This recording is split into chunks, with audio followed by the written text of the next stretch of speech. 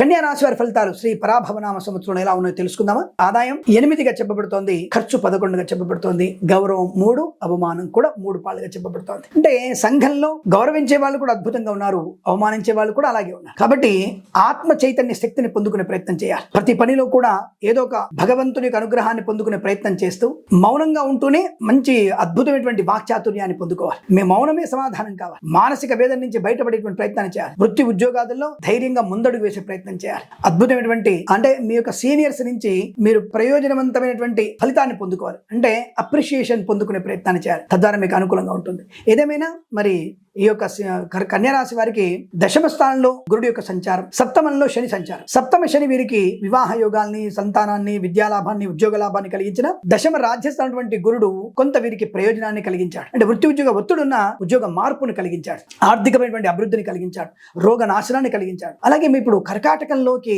గురు భగవానుడు రాబోతున్నాడు. ఈ గురు భగవానుడు, శని భగవానుడు రెండు యొక్క శుభయోగాల వల్ల వీరికి జూన్ 2వ తేదీ నుంచి అద్భుతమైనటువంటి ఆనంద యోగం, చాలా మంచి అద్భుతమైన. ఏమండి, కన్యారాశి వారికి చాలా మంది బాలేదన్నారు, మీరు ఒక్కళ్ళే బాగుందంటున్నారు స్వామి, ఎలా ఉంటుంది? రాజపూజ్య అవమానాల్ని బేరీ చేసుకోండి, ఆదాయ వ్యయాల్ని కాదు. అందుకే అంటాను, ఒక తెల్ల జుట్టునైనా తెల్లగడ్డమునైనా నాకంటే బాగా చెప్పుండవచ్చు, పండితులు అవ్వచ్చు, వారు బాలేదని చెప్పుండవచ్చు. ఈ విధంగా చెప్తున్నాను కదా, రాజపూజ్య అవమానాలను బట్టి ఏకాదశ స్థాన గురుడు యొక్క సంచారం వల్ల, సప్తమ స్థాన శని సంచారం వల్ల, రాహు యొక్క పాద భేదం వల్ల, నక్షత్ర పాద భేదం వల్ల వీరికి మంచి మాట తీరు, మౌనం వల్ల ప్రయోజనాన్ని పొందుకునే అవకాశాన్ని కలిగిస్తాడు.